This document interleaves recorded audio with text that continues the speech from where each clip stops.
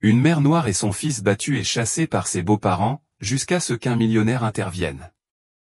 https://www.youtube.com/watch.. Une mère célibataire noire et son fils furent battus et chassés par leurs beaux-parents, jusqu'au jour où un millionnaire les vit et changea leur vie à jamais. Le sang coulait sur le visage de Claire Dumas-Renaud alors qu'elle rampait sur l'asphalte brûlant, tirant son fils de 7 ans par le bras. Le petit Nathan marchait à peine, le visage gonflé d'avoir trop pleuré, avec une profonde entaille au front qui saignait encore. Sous le soleil impitoyable du désert de El Lyon, atteignant les 40 degrés, il titubait sur une route déserte sans eau, sans téléphone, sans espoir. « S'il vous plaît, que quelqu'un nous aide », murmura-t-elle, la voix brisée, alors que ses larmes se mêlaient au sang. 20 minutes plus tôt, elle se trouvait encore dans la demeure des Patesson, où elle vivait depuis la mort de son mari David, tué dans un accident de voiture il y a 6 mois. À présent, ses rares affaires étaient éparpillées sur la route, jetées d'une voiture qu'il avait déposée là avant de repartir sans un regard en arrière. « Tu n'as jamais été digne de notre fils », furent les derniers mots de Léanor Patesson avant que son chauffeur ne démarre, soulevant un nuage de poussière rouge qui étouffait la mère et l'enfant. Claire Dumas-Renaud, 32 ans, professeure respectée et titulaire d'un master en littérature, n'aurait jamais imaginé finir ainsi, battue et abandonnée au milieu de nulle part par des beaux-parents qui lui avaient pourtant promis protection après la mort de David. Ce qu'elle ignorait, c'est qu'ils ne l'avaient jamais réellement accepté. Une belle fille noire n'avait jamais fait partie du plan de la famille Patesson, blanche et traditionnelle. « Maman, j'ai soif », murmura Nathan, les lèvres fendillées et sèches sous la chaleur accablante. Claire Dumas le serra contre elle, consciente que sans aide, leurs chances de survie étaient minces. Depuis des heures, la route restait vide. Au loin, la chaleur formait des mirages sur l'asphalte, créant l'illusion cruelle de l'eau là où il n'y avait que douleur. « Tout va bien se passer, mon amour », mentit-elle, sachant que la déshydratation les gagnait tous les deux. Des flashs des derniers mois lui revinrent en mémoire, le changement subtil de comportement de ses beaux-parents après la lecture du testament, les serrures changées sans prévenir, les documents assignés en urgence, et leur volonté de plus en plus manifeste d'obtenir la garde de Nathan. Elle repensa à la dispute de ce matin-là, lorsqu'elle avait découvert qu'il comptait la renvoyer d'où elle venait, en gardant son fils. Le bruit d'un moteur brisa le silence mortel. Claire Dumas se retourna avec difficulté, levant la main pour se protéger les yeux du soleil. Un Peugeot 5008 noir s'approchait lentement. Elle hésita. Demander de l'aide à un inconnu pouvait aussi être dangereux, mais l'état de Nathan ne lui laissait pas le choix. Le véhicule s'arrêta à quelques mètres. Un homme grand, à la peau mate et aux tempes grisonnantes descendit.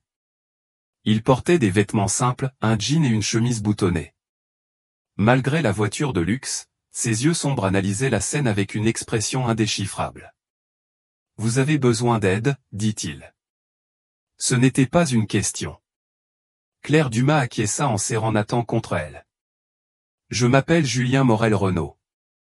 J'ai de l'eau et une trousse de secours dans la voiture. Je peux vous emmener à l'hôpital. » Claire Dumas scruta son visage, cherchant le moindre signe de danger.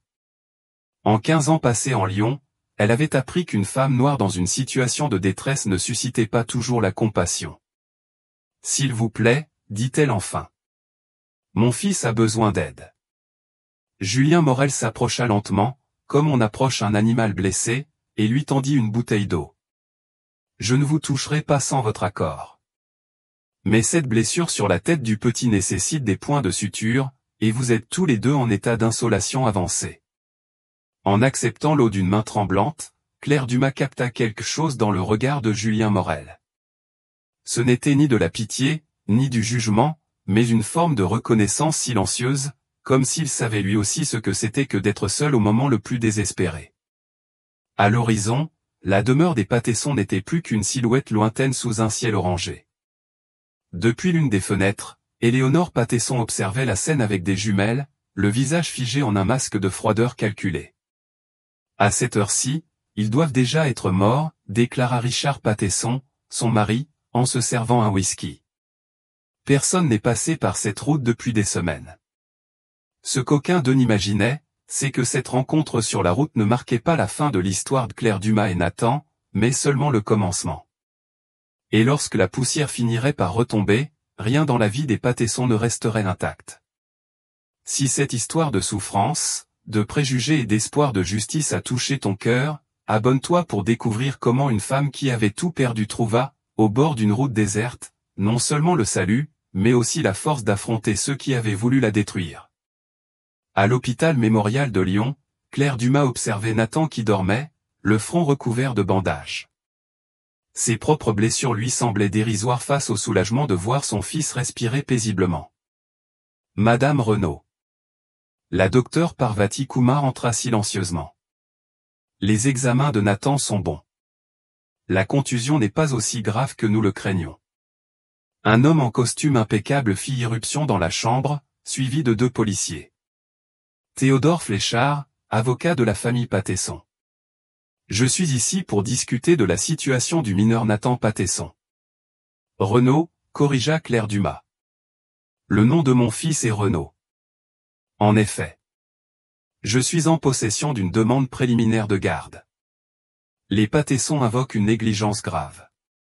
Selon eux, vous avez fui le domicile après une dispute concernant l'héritage, mettant ainsi Nathan en danger. Messieurs, intervint la voix tranchante de Julien Morel-Renaud.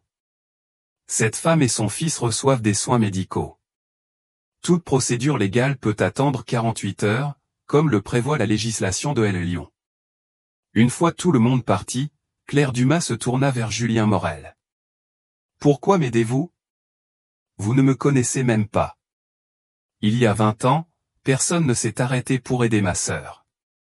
Elle et mon neveu sont morts sur une route similaire, répondit-il après un instant.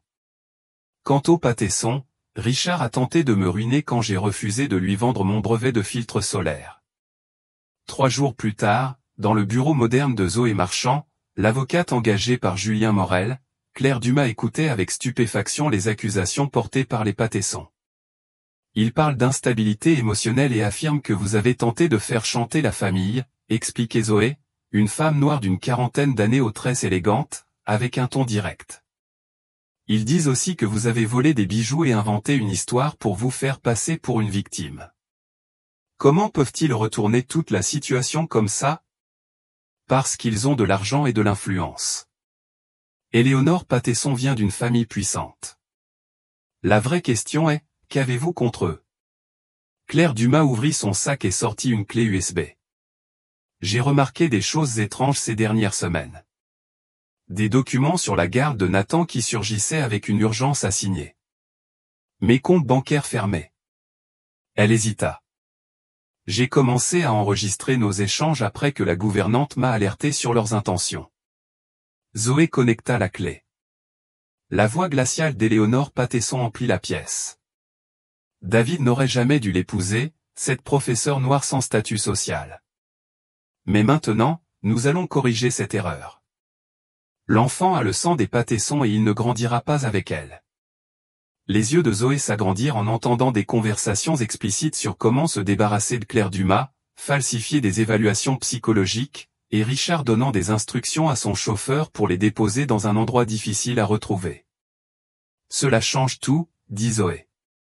Mais il nous faut encore plus. Ils vont plaider la manipulation illégale. Et c'était illégal, admit Claire Dumas. En Lyon, enregistrer sans consentement est interdit. Je me suis renseigné. Sophie la regarda avec un respect nouveau. Une professeure de littérature qui connaît les lois sur la surveillance. Je travaillais le week-end dans un centre d'accueil pour femmes victimes de violences. Dans l'appartement sécurisé fourni par Julien Morel, Claire Dumas passait ses nuits à rassembler méticuleusement des documents et des messages. Caroline Diaz, l'ancienne gouvernante des Patesson, qui avait démissionné après avoir été témoin d'une agression, aidait à s'occuper de Nathan pendant que Claire Dumas construisait son dossier. Il pense que je suis vaincu, dit Claire Dumas un soir. Il pense que je ne suis qu'une femme sans ressources. Que je vais céder dès qu'on me proposera de l'argent pour renoncer à mon fils. Julien Morel remarqua la transformation progressive de Claire Dumas. La femme fragile qu'il avait secourue cédait peu à peu la place à une force méthodique. « Qu'est-ce que tu prépares ?» lui demanda-t-il en la voyant organiser ses documents. Claire Dumas leva les yeux, le regard désormais assuré. « Éléonore a toujours dit que je n'étais pas assez sophistiquée pour être une Patesson.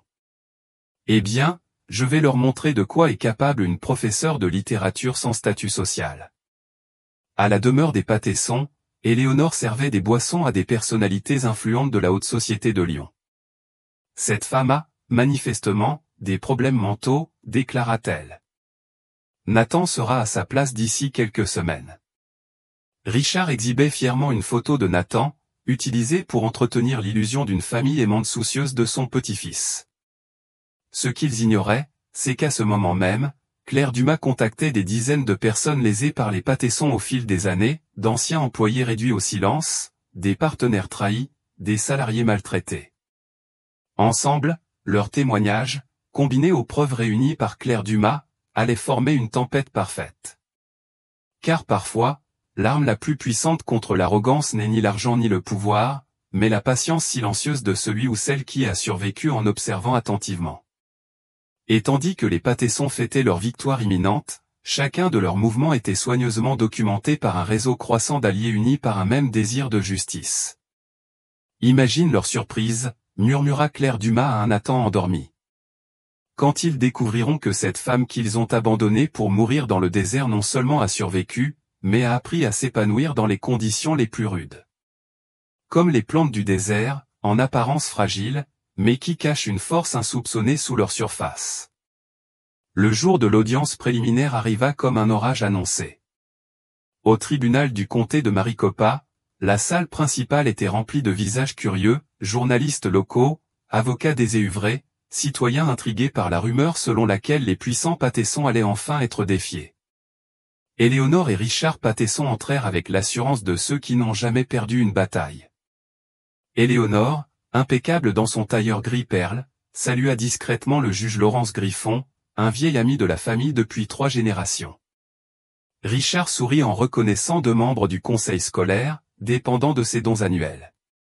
Quand Claire Dumas entra, accompagnée de Zoé et Julien Morel, Éléonore se pencha vers Théodore Fléchard avec un sourire méprisant. « Regarde, elle essaie encore d'avoir l'air respectable. » Le juge Griffon frappa son marteau. « Nous sommes ici pour examiner la demande de garde temporaire de Nathan Renaud, déposée par monsieur et madame Patesson. » Théodore Fléchard se leva avec un sourire parfaitement rodé. « Votre honneur, mes clients sont des citoyens exemplaires, profondément soucieux du bien-être de leur petit-fils. Madame Renaud a montré une instabilité émotionnelle ainsi qu'une incapacité à fournir un environnement sûr à l'enfant. » Zoé Marchand, assise, feuilletait tranquillement ses documents. Son apparente décontraction fit froncer les sourcils d'Éléonore. « Mes clients demandent la garde temporaire immédiate pendant que des évaluations psychologiques sont menées, » conclut Fléchard en tendant les documents au juge. « Maître Marchand, » demanda le juge. « Souhaitez-vous répondre ?» Zoé se leva lentement. « En réalité, votre honneur, je ne vais pas m'opposer aujourd'hui. À la place, j'aimerais soumettre une proposition. » Un murmure parcourut la salle. Éléonore se pencha vers son mari, visiblement troublée. « Ma cliente est disposée à autoriser des visites supervisées des Patessons avec Nathan, » poursuivit Zoé. À condition que nous regardions d'abord ensemble une courte vidéo. Théodore Fléchard se leva, indigné. « Votre honneur, c'est irrégulier. Nous sommes ici pour discuter de la garde, pas pour une séance de cinéma. » Le juge Griffon hésita, mais sa curiosité l'emporta. « De quelle vidéo s'agit-il, maître ?» Un court documentaire sur les événements qui ont conduit à la situation actuelle, répondit calmement Zoé. « Je pense qu'il éclaircira de nombreux points controversés. » À contre-cœur, le juge donna son accord. Les lumières s'éteignirent et un grand écran descendit le long du mur latéral de la salle d'audience. La première image figea Éléonore Patesson. Il s'agissait d'un enregistrement de vidéosurveillance provenant du manoir même des Patessons, où l'on voyait Claire Dumas être poussée dans les escaliers par Richard, tandis qu'Éléonore hurlait. Emmenez cette femme et son bâtard dans un endroit où personne ne pourra les retrouver. La vidéo se poursuivit sans relâche. Des conversations enregistrées faisaient état de plans visant à éliminer le problème. Des emails échangés avec l'avocat Fléchard discutaient de la falsification d'évaluations psychologiques, ainsi que des documents prouvant la tentative de modification du testament de David après sa mort. La dernière séquence fut dévastatrice. Nathan, rétabli de ses blessures, racontait calmement ce qu'il avait vu. Mamie a dit que maman ne méritait pas de vivre. Papy a frappé maman quand elle a voulu me protéger. Les lumières se rallumèrent.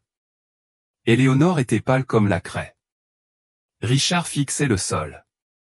Théodore Fléchard desserra sa cravate, visiblement perturbé.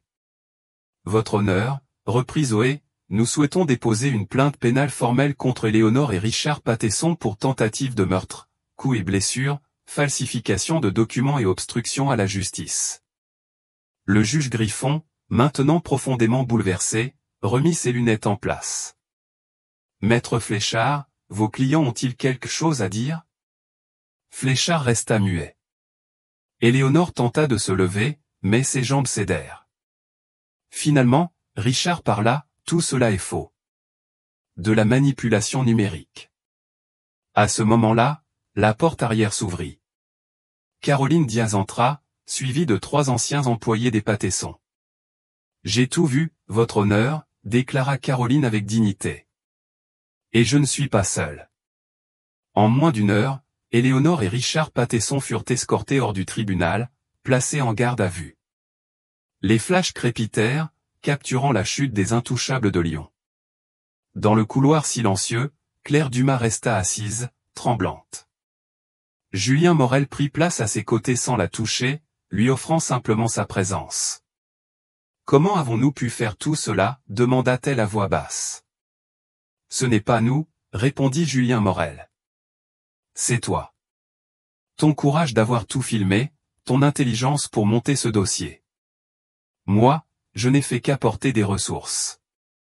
C'est toi qui as bâti la stratégie. Dans le bureau privé du juge Griffon, une enquête avait déjà commencé sur ses liens avec les Patesson. Au commissariat, Théodore Fléchard négociait sa propre immunité en échange d'informations sur les délits passés des Patesson, y compris la vérité sur l'accident ayant coûté la vie à David.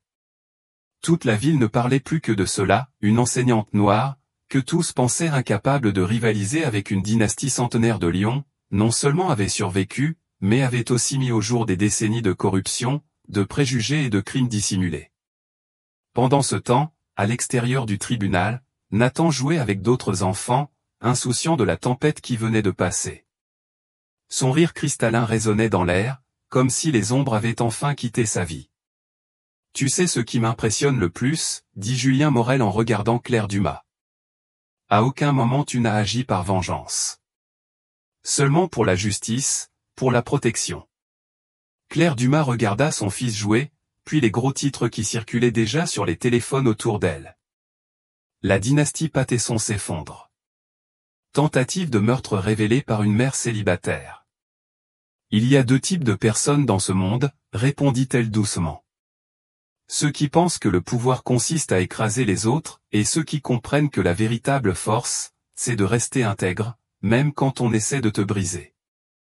À l'horizon de Lyon, les silhouettes des gratte-ciel brillaient dans le ciel orangé du crépuscule, alors qu'un nouvel ordre était en train de naître. Les puissants et les intouchables regardaient désormais autour d'eux, nerveux, se demandant qui d'autre, comme Claire Dumas, cachait encore des secrets, qui avait été réduit au silence et s'apprêtait à retrouver sa voix. Et au cœur de cette transformation se tenait une femme que l'on avait abandonnée à la mort sous le soleil brûlant du désert. Non seulement elle avait survécu, mais elle avait appris à utiliser ce même soleil pour éclairer des vérités que beaucoup auraient préféré laisser dans l'ombre. 2 ans se sont écoulés depuis ce jour au tribunal qui a tout changé. Le manoir qui appartenait autrefois à la famille Patesson est aujourd'hui devenu un centre d'accueil pour les femmes victimes de violences conjugales et de discrimination raciale. Claire Dumas, vêtue d'un élégant tailleur bleu marine, guidait un groupe d'avocates bénévoles à travers les couloirs qu'elle parcourait autrefois avec crainte.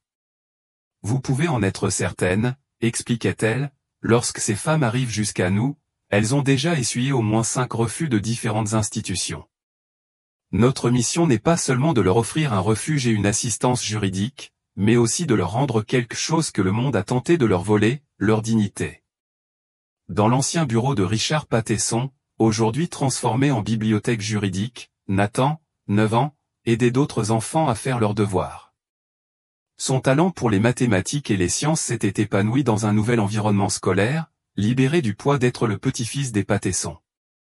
Il n'était désormais plus que le fils de Claire Dumas-Renaud, la femme qui avait transformé une tragédie personnelle en révolution sociale. Éléonore Pattesson purgeait sa 3e année de prison pour tentative de meurtre et conspiration. Les murs de sa cellule de 3 mètres carrés étaient décorés uniquement de coupures de presse sur l'affaire qui l'avait conduite là. Une obsession maladive que ses psychiatres qualifiaient d'incapacité pathologique à accepter sa propre culpabilité. Richard, condamné à 5 ans, avait vieilli de plusieurs décennies en quelques mois, à mesure que sa santé se détériorait, privé des privilèges auxquels il était habitué. Dans la salle de conférence principale, Julien Morel-Renaud signait des documents aux côtés de Zoé Marchand. La Fondation Renaud venait d'acquérir sa 10e propriété, un nouveau centre d'aide juridique destiné aux communautés marginalisées. « Je crois que nous sommes prêts à nous étendre à Chicago le mois prochain », déclara Julien Morel, arborant un visage plus détendu que jamais depuis qu'il avait rencontré Claire Dumas. Caroline Diaz, désormais directrice des opérations de la Fondation, entra en souriant. CNN vient de confirmer. Ils seront là jeudi pour leur série spéciale Justice réparatrice. Ils veulent interviewer Claire Dumas. La transformation de Claire Dumas ne se limitait pas à son travail. La femme qui marchait autrefois tête baissée était désormais invitée à donner des conférences dans les facultés de droit à travers tout le pays. Son histoire avait inspiré des projets de loi contre les violences domestiques et la discrimination raciale dans 4 États différents. « Tu sais ce qui m'impressionne le plus ?» demanda Sophie un après-midi, alors qu'ils observaient Nathan jouer dans le jardin avec d'autres enfants du centre. « Ce n'est pas seulement ce que tu as accompli, mais comment tu l'as accompli, sans jamais perdre ton humanité. » Claire Dumas souriait en observant son fils. « J'ai appris que la justice ne consiste pas à anéantir ses ennemis, mais à reconstruire ce qu'ils ont tenté de détruire, et à le rendre encore plus fort. » De l'autre côté de la ville, Théodore Fléchard, l'ancien avocat des Pattesson, enseignait désormais l'éthique juridique à l'université des Lyon, dans le cadre de sa peine alternative après avoir collaboré à l'enquête. Ses cours commençaient toujours par la même phrase. « J'ai appris à mes dépens que la frontière entre représenter un client et devenir complice est bien plus mince qu'on ne le pense. » Un après-midi doux de printemps, Julien Morel et Claire Dumas se promenaient dans les jardins du centre, discutant de projets d'expansion. Leur relation s'était construite naturellement, d'abord alliés, puis amis, et enfin partenaires à tous les niveaux. « Tu as transformé une tragédie en une mission », observa Julien Morel. « Sais-tu combien de vies ont changé parce que tu as choisi de te battre au lieu d'accepter ce qu'on t'a fait subir ?» Claire Dumas s'arrêta, pensive. « Parfois, je me demande ce qu'il se serait passé si tu ne t'étais pas arrêté sur cette route. » « Tu aurais trouvé un autre chemin, » répondit Julien Morel avec assurance. « Les gens comme toi finissent toujours par en trouver un. » Ce soir-là, une lettre arriva au centre. Le cachet indiquait le pénitencier d'État de Lyon. Elle venait d'Éléonore Pattesson. « Je m'attendais à ce qu'elle implore le pardon », commenta Claire Dumas après avoir lu la lettre, pleine de reproches amers. Mais certaines personnes préfèrent se noyer dans la haine plutôt que de reconnaître leur tort. « Et qu'est-ce que tu vas en faire ?» demanda Julien Morel. Claire Dumas plia la lettre et la glissa dans un dossier. « Je vais l'utiliser dans mes cours de psychologie pour illustrer comment les privilèges déforment la perception de la réalité. Elle croit encore que je lui ai tendu un piège, que j'ai manipulé le système, incapable d'accepter que ce système qui l'a toujours favorisé ait enfin fonctionné comme il le devait. » Depuis la fenêtre, on voyait Nathan apprendre à jouer aux échecs à une petite fille nouvellement arrivée. Sa patience et sa douceur reflétaient clairement les valeurs que Claire Dumas avait su préserver, même dans les heures les plus sombres. « Tu sais ce qu'est la vraie victoire ?» dit Claire Dumas en souriant en regardant son fils. « Ce n'est pas de voir les Pattesson punis pour leurs crimes. c'est de savoir que Nathan grandira sans porter le fardeau de la haine qu'ils ont tenté de semer. Sur les murs du centre, des photos de dizaines de familles passées par là racontaient en silence des histoires de transformation. Sur chacune d'elles, on retrouvait le même regard qu'avait désormais Claire Dumas, non pas celui de quelqu'un qui avait simplement survécu, mais de quelqu'un qui avait trouvé un sens à sa douleur. On dit que la meilleure des vengeances, c'est de bien vivre, conclut Claire Dumas en accompagnant Julien Morel vers le jardin. Mais j'ai découvert quelque chose de plus fort encore, utiliser son expérience pour s'assurer que d'autres ne traversent pas les mêmes souffrances. Ce n'est pas seulement bien vivre. C'est donner un sens. Et tandis que le soleil se couchait sur ce bâtiment qui symbolisait autrefois l'oppression et les préjugés désormais transformés en un phare d'espoir, une certitude flottait dans l'air. Parfois, notre plus grande force ne réside pas dans ce que nous conquérons, mais dans ce que nous choisissons de bâtir avec les ruines qu'on a voulu nous laisser. Si cette histoire a touché ton cœur, et si tu crois que la justice ne consiste pas uniquement à punir les coupables, mais à transformer les cicatrices en force pour aider les autres, abonne-toi à la chaîne. Car les histoires les plus puissantes ne sont pas celles où les méchants sont vaincus, mais celles où les victimes découvrent qu'elles ont toujours été, en réalité, les véritables héroïnes, attendant simplement le bon moment pour s'éveiller.